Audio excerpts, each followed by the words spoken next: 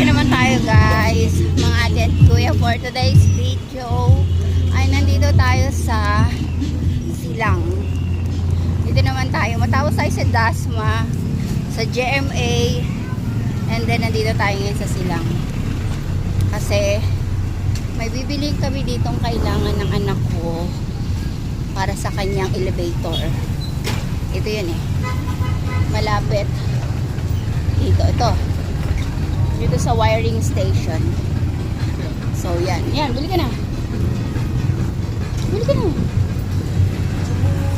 Magkano sa ganito yung kailan?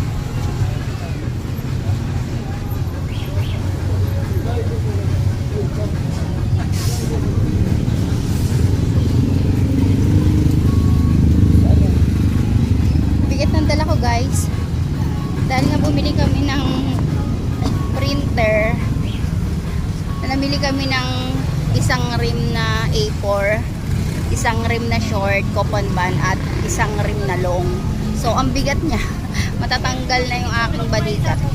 Yung tagabuhat ko ay yung busy siya kasi siya yung nakakaalam dun sa wire na bibilihin para dun sa kailangan ng aming panganay na anak para mapagana na yung kanyang elevator na ginagawa.